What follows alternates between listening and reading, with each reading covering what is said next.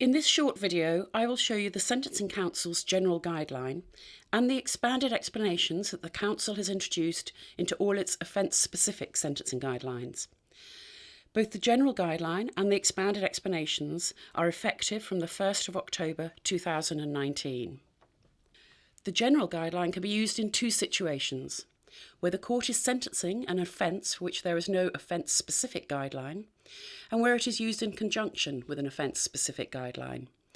This could be, for example, where an aggravating factor is relevant to the case but doesn't appear in a non-exhaustive list in an offence-specific guideline. The general guideline is an overarching guideline. You can find it by clicking on the Open Book icon in the left-hand menu. In the Crown Court Guidelines, you'll also find it on the search page under the Overarching Guidelines tab.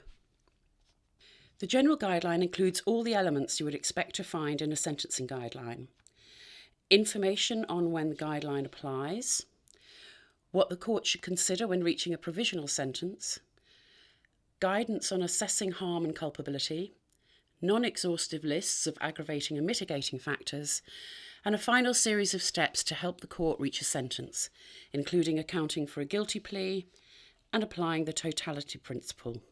You can use the right-hand menu to move through the guideline. If you want to make a temporary print or PDF copy, click on the print icon in the top right-hand corner. To include the content of any of the drop-down boxes in your copy, open the box before you print. You will see that underneath some of the wording on this page there is a light dotted line. This line tells you that the Council has added an expanded explanation. The expanded explanations appear in the general guideline and offence-specific guidelines. They are integral to the guidelines and have the same status as any other part of a guideline. They provide sentencers and other court users with easy access to relevant information without interfering with the ability of the court to sentence appropriately on the facts of the case before it.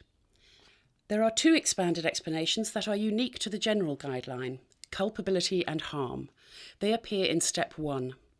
To open them, just click on the wording with the dotted line. Use the bar on the right to scroll through the explanation, and then click on the cross to close it again.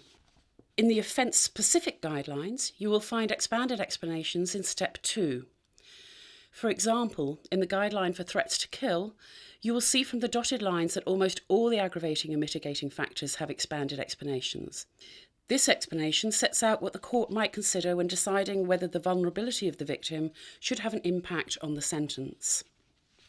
In the mitigating factors, the age and/or lack of maturity expanded explanation, for example, summarises how the immaturity of an offender can be significant in justifying a reduced sentence. The expanded explanation for a factor is the same across all the guidelines wherever that factor appears. And as you can see here in blue, all the expanded explanations include a reminder to sentencers not to double count factors.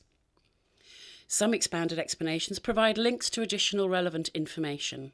This one points sentencers both to the Imposition of Community and Custodial Sentences guideline and to the Equal Treatment Bench Book. A good tip: if you are opening a link in an expanded explanation or anywhere else in a guideline, right-click and open it in a new tab. That way you can very easily go back to your original guideline. If you have any problems using the digital guidelines or ideas on how we can improve them, please contact us at the email address on the screen. Thank you for watching.